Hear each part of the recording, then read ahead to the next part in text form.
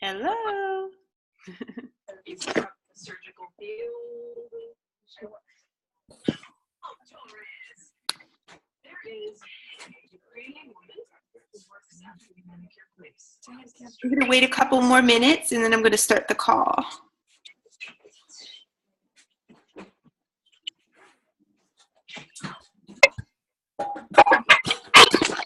Hey, it's Bev. Hello. Hi, Bev. Kim. I'm going to turn this way. Otherwise, you'll have my obnoxious lights.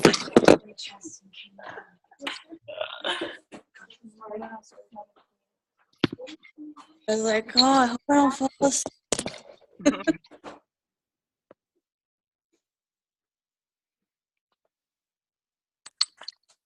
Hello.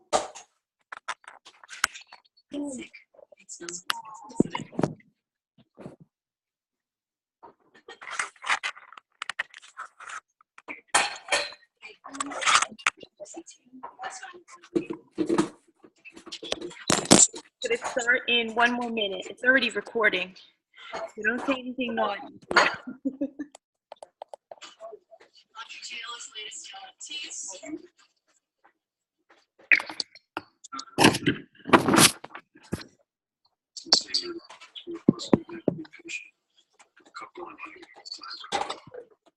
All right, I am going to start the call. So now I got to recreate what I did for the first call. So I'm going to try my best, even though I think I went off my topics. But so the first thing I wanted to talk about was the 100 or bust group, because I've had people come to me in the trainings and tell me that they felt a little different about the 100 or bust, and that they kind of were turned off by it. And so part of me realizes that they might be turned off a little because it's strictly on inviting, and I know that that's the part I don't like, and it's the part that's uncomfortable. So I know that when I bring somebody into a comfortable situation and make them do something, it kind of makes them like, I don't know. So I get that might be part of it, but I also wanted to explain my reasoning for doing it. Actually, I'm gonna mute everybody.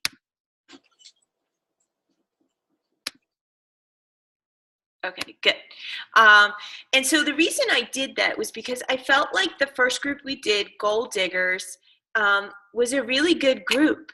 And I really feel like you guys understood how to post. You understood how to find your people. You understood how to kind of find your own voice. And so as a teacher, I believe that that kind of was mastered. So I really didn't want to do another whole group on that because I felt like it was mastered. So I said, well, let's think about what's missing.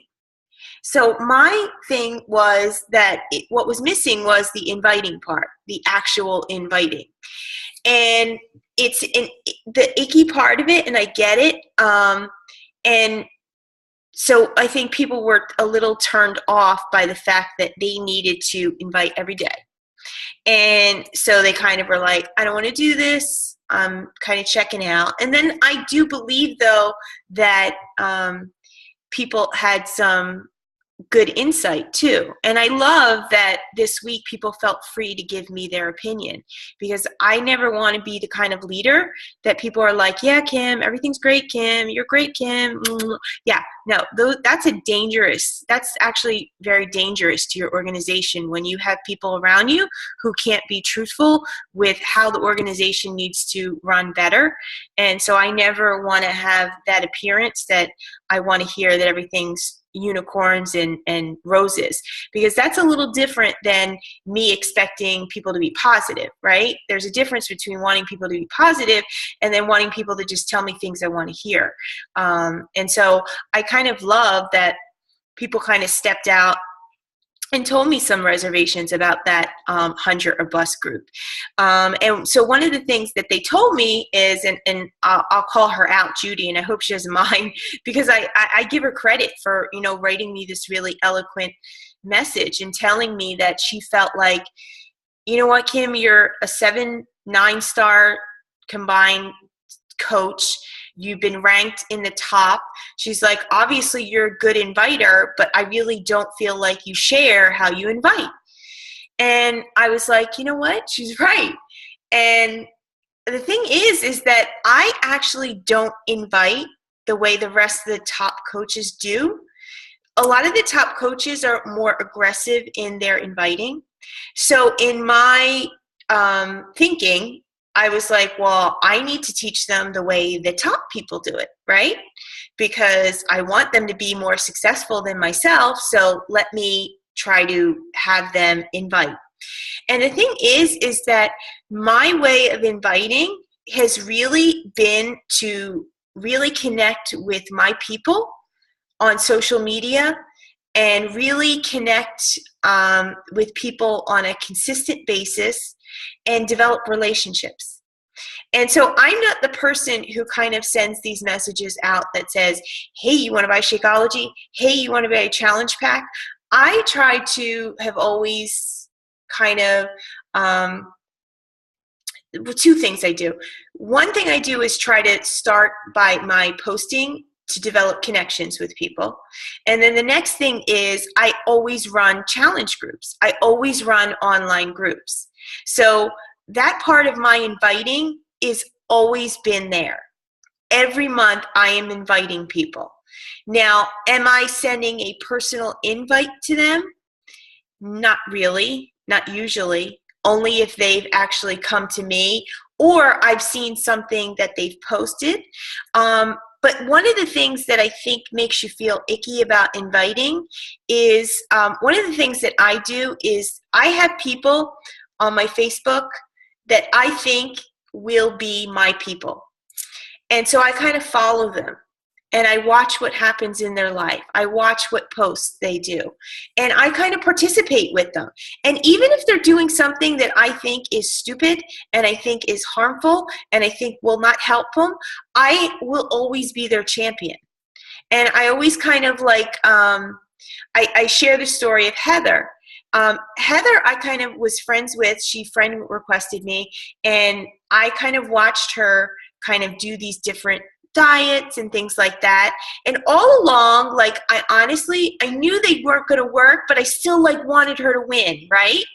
But I knew that I couldn't come at her with the Shakeology and the challenge groups because I knew that she was going to be like, oh, this is just some girl that just wants to sell me.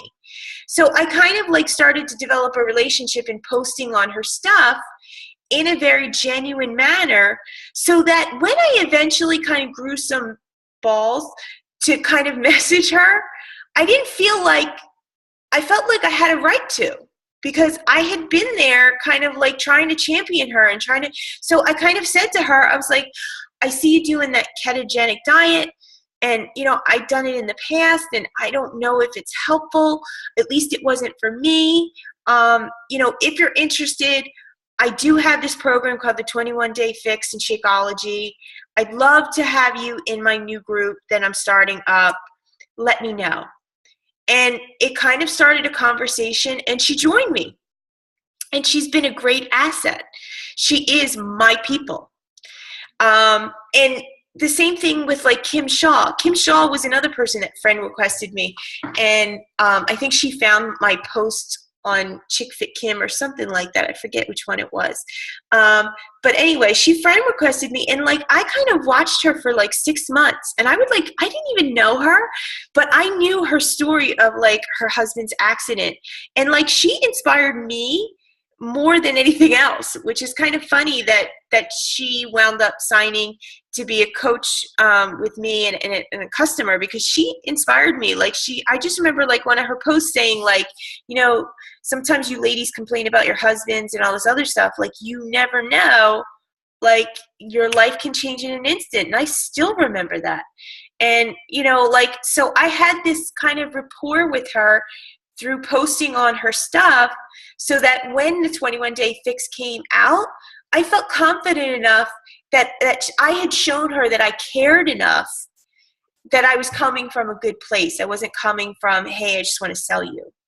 And so I probably feel like that's been my way I've been successful, and maybe I didn't share that. I personally don't think, though, that I invite enough, believe it or not. And I honestly think I probably could do crazy numbers like other people, but for me, that I don't know if I feel comfortable with that yet. So, and I actually realized that I could do things better so that I could develop relationships with people faster so that I could invite them more. And one of the things I shared is that I don't know if you all know that you can make a list in your Facebook. So and you can only do this on a laptop, I believe. There could be a mobile, I don't know.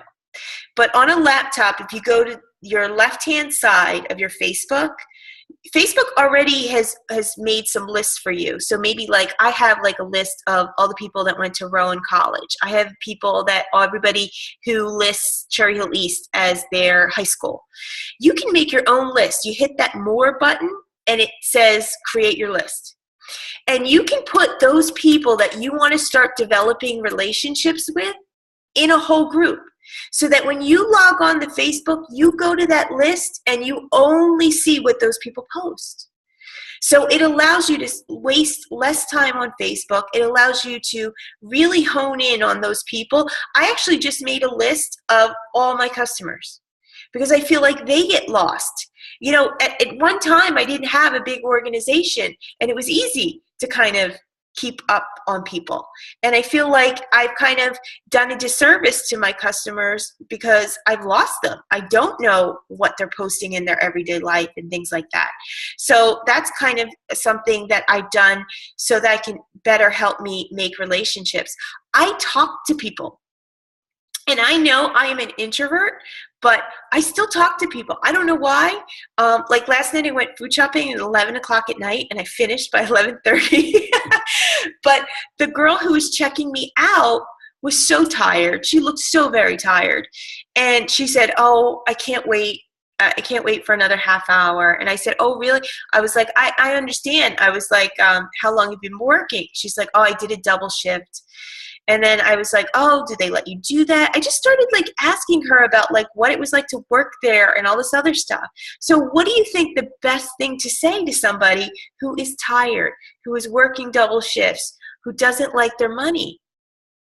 You ask them about the coaching opportunity, because you've invested in finding out. They hate their job. They're tired. They don't want to be at a store till 11 o'clock at night. They want to be at home with their kids in bed. So when you present that opportunity in talking to people, you haven't done anything wrong because you invested to figure out like what is going on in this person's life that she's so very tired waiting on me, and you provide a outlet and they can take it or they can't. That's like up to the universe. So that's another way I invite. The other thing I said on the call is Kim Shaw told me this the other day, and I actually take it as a great compliment. She's like, she goes, I really think you know how to talk to your people. You very much know how to effectively talk to your people. And I was like, you think so? And she's like, yes, absolutely, I do. And I was like, I don't know about that, but I do know that I know how to talk to myself. And so I've always viewed my social media as talking to myself, like what I should say to Kim. And so I think that resonates with people who are like me. And then therefore they come to want to join my challenge groups and my when they take my invitations or they see me posting, because they've made those connections. And I don't talk about like just the surface stuff in my life. And I get it. Like social media, a lot of people are afraid. They don't want their stuff out in private. But I can tell you that the blessings that come from telling your story, and you don't obviously want to just throw up your story onto social media. You want to little by little reveal yourself, but I can tell you that the blessings that come from revealing who you are as a person. I think many of you just think you're this regular person and that you don't have this story and you don't have this thing that would connect with people. And I really highly disagree, because most of all, because I know a lot of you. And second of all, that you're not giving yourself enough credit, that you do have pieces of your story and perhaps maybe you're not ready to share them. But you can share pieces of them, and you can, kind of work on self-development where you feel like you're a stronger person to do that. Like I know Vicky, like when she shared that like whole codependency thing, that was new to me.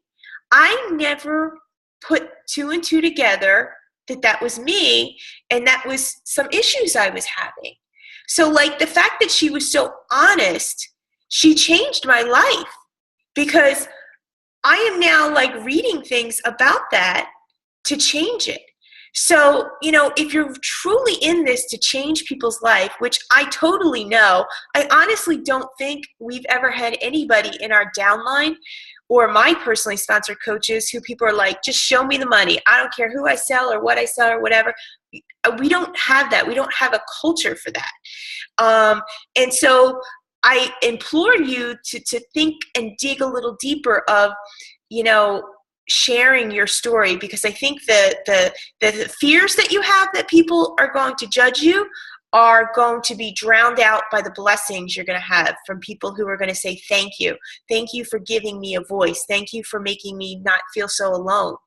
And so that's my inviting. And the other thing that I do with inviting is I am consistent. I show up. I show up whether my kid is like throwing up and being rushed to the hospital, and I haven't slept for 4 hours. Like I show up every day, and I can guarantee you that people are watching you. And when people watch you and they see you post, and then you disappear, or you get pissed, or you're negative, and they're trying to take this big leap into weight loss, and this big leap, because we all know that weight loss has a lot of emotionality tied to it. And so they want to take this big leap, right? They want to go with you, but then they notice that person disappears every time everything gets hard in their life. That person complains all the time, and then all of a sudden everything's like unicorns and rainbows. Like people pick up, like when I tell you that people are watching you on your Facebook and your social media and they're putting two and two together, they do. I have a lady last night that I spoke to for an hour that told me that she's been like stalking my Facebook for probably like over 6 months now.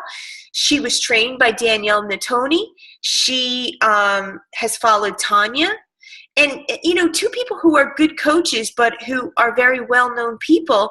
And she decided for some reason that I was the person she wanted to coach, because she felt like I was this regular person who had brought about extraordinary success from just being this ordinary person. So she felt like, who's better to tell me how to make extraordinary success than somebody who's just like me? So I was like, wow, that kind of like took me aback. And then, and so the next thing is somebody talked about like, oh, like I show up. I want, you want me to show up, and I show up, and I get it, because in this business, you can show up every day and you can do everything you're asked to do. But if you don't believe that this is going to work out, if you don't believe that people are going to say yes to you, if you don't believe that the universe has conspired that this will be your destiny, it won't work. It won't work. It really won't. And I know for about 5 months, I had some clouded vision as to what I believed in myself and what I believed about this business. And I like kind of was like hit or miss with this business. And then once I kind of like locked into that belief in myself and belief in what I was doing and belief in that, you know, the universe is not out to get me, and the universe, does want good things to me, and I deserve good things. We also need to believe that we deserve good things too. I had to change that mindset, and that came about from a lot of self-development. And so those videos, I don't know what you're reading for self-development, and a lot of you read business development. And business development is great, but if you don't follow with the belief, it's not going to work. And so I felt like posting those videos was a way to kind of work on your mindset a little and work on those things that maybe you wouldn't be working on in self-development. And so hopefully we're going to change things in the 100 or bust group. I still want you inviting, but maybe you have a better idea of how to invite and a better idea of not to feel like so afraid of it. So the next thing I wanted to talk about was to apologize and explain what I felt like my shortcomings were as a leader. So for me, I felt like, and I'm going to use an analogy because I'm a teacher and I love analogies. And I feel like in 2015 and maybe in a lot of other respects, I was bringing coaches and customers on board almost like a one-night stand. And meaning like I was whining, dining, telling them, what they needed to hear, and then kind of abandoning them or maybe not taking the relationship to the next level. And the reason I wasn't doing that is it had nothing to do with like not liking anybody. It really had to do with, like John Maxwell talks about, like the lid of the leader. I honestly emotionally could not go there with a lot of my coaches. And it was really only until I went to the Tony Robbins thing that I realized that this is like a major thing in my life that I have to fix. And so I went into the coaching and, like they tell you these goals. And my goal wasn't like, hey, I want to make $500,000. My goal was not, I want to be a top 10 coach. My goal was, can you teach me how to build relationships better and more effectively, and so that they're more fulfilling for people who are in a relationship with me and so that I'm in a relationship with them. And because I honestly feel like that's the one facet of my life I don't have control over. I have a lot of fear surrounded that, and I have a lot of things I need to work on. And I feel like if that was put into place, like anything I want is going to come once I can master that. So I apologize if, you feel like I have not had that intense or as fulfilling as a relationship with me as you have wanted as a leader.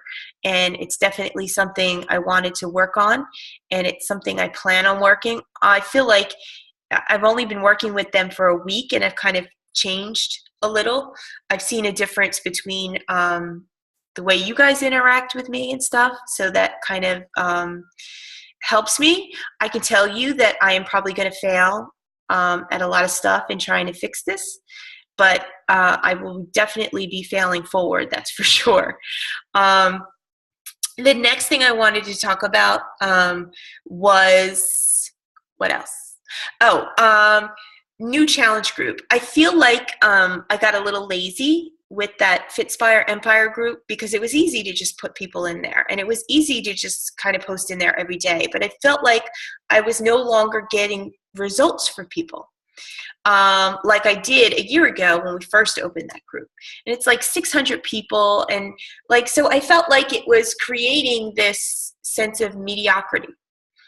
And so I wanted to create a challenge group where people had specific tasks. I wanted to create a challenge group where we didn't have everybody posting different posts So like their news feed was like blowing up, and they went into the group and they couldn't find like where the post was from the leader. So I wanted to control some things. And then I also wanted to bring back a lot of my customers. I felt like I failed them because I feel like I put them in a group and then I kind of like lost track of them, and I kind of like had the attitude like, well, they don't want it enough. So, and then I just, I thought that's not what I got into this business for. I didn't get into this business so that I could just sell challenge packs. I got into this business because I really wanted to empower people. And so the Tony Robbins people teach you that when you lose sight of your goal and you lose sight of your passion and like why you do things, you get depressed, you pull away from your business, you pull away from what you're doing, and you kind of like just you lack that that interest in going forward. So I can never like really put my finger on why I was like feeling these feelings about this business and feeling like I didn't want to do it and feeling like I couldn't lead. And I realized that I had my eyes focused on the wrong things. And so I wanted to bring about this new challenge group so that I could bring back my customers who need my help, who I could do a more effective job as a coach, because I know I'm a really good coach. I just haven't been acting like a really good coach. And so I'm always glad that people forgive me and allow me to fail and allow me to do a better job. And the next thing is I want to do monthly challenge groups, meaning like this is going to run for a month and then it's going to close. And then I will run another one, and those people can choose to be in that new group if they want or not. But I really want people actively having a goal, being able to work on it for 30 days and then, either move on to other things or, if they want to be into another group, we can do that. But this whole idea of like continually staying with a group, I don't know if I like, because I would rather those people who are really invested to become coaches and then become part of our coaching network group. Rather than joining challenge group. And so the next thing I have some 3 events that are coming up that'll help you invite better. And one of them being a coach sneak peek we're going to do for 3 days next week. So it'll be Wednesday, Thursday, and Friday. You can invite your coaching potentials too. It's going to be very informational, meaning like a video will be posted. I'm actually going to ask them their whys and why they want to do this and that kind of thing. So that'll be May 20th. That'll start, and I'm going to have all these links in the group because Chrissy has already set up the groups, so they're already ready. I will be starting a Clean Eating 101 group starting May 25th. That you can add free people to. I will be adding free people to. It will not be one of those, here's your 5-day plan, go grocery shopping, woohoo. I personally don't like those. I would rather have people for 5 days and try to teach them some things that they can leave me with, meaning like to look at labels, things that they should be doing when they food shop, foods that they should be eating so they can get better results. We can talk about like the difference between paleo and vegan and things like that. It's just going to be more informational so that people leave with more information and more value than when they came in. And then hopefully, since that's May 25th starting, those people in June will be ready to start a program in Shakeology. And then finally, I created a Push to Emerald document. So it has all 20 lessons. It has a corresponding video to go with it. And the information. I am actually going to run a training group, even though I say I hate them, because I think the basics need to be taught. And I think too many coaches came into our organization who don't have the basics. And it's kind of made them not take off the way I wanted them to. And so what I'm going to do is I'm going to have a group, a Push to Emerald group. I'm not going to call it Coach Basics because let's face it, we want new coaches to get to Emerald. But I'm going to have the whole document posted in there. So I will do the day 1, day 2, day 3, and all this other stuff, but you're going to have self-starters in there, and you're going to have people that they can blow through that document in 2 hours. And so you might have your self-starters in there. So I don't want to kind of just, have these people who want to like knock out that training in a weekend. And then those people who need like the day by day, like kind of like spoon feed thing. So this group is for new coaches. It's a good way to recruit, to tell people that you have a new training. It's for your coaches that maybe weren't trained well or didn't get the information because we weren't running one. It might be for you. Maybe you feel like you don't have a grasp of the basics. So, and the reason I'm telling you these things is because I want to create some continuity so that every month we will have a calendar, whereas we will have a coach sneak peek group, we will have a clean eating group, and we will have a Push to Emerald group. And I think having that continuity is going to make things easier for you to invite to, and it's going to see you so that you can see it and then possibly do it on your own. I know a lot of you have kind of done your own clean eating groups and things like that, which is awesome. I love when I see you guys kind of offshoot and do your own thing, because I think ultimately doing your own thing is what brings you success. I can tell you that my first challenge group kind of sucked, and it was awful and it was awkward. And it's just growing pains, really. And the only way you get better at it is to keep doing it. So that's that. And then the last thing is things I need from you as a coach. And so the one thing I need from you guys is I need you to be resourceful. And I think a lot of you are incredibly resourceful, but I think some people are not. And I'm actually not saying that to call anybody out or anything else like that, but Google needs to be your friend. Coach Facts needs to be your friend. And then just genuine ingenuity needs to be your friend. Because when you can do those things and be resourceful, you will become a stronger coach.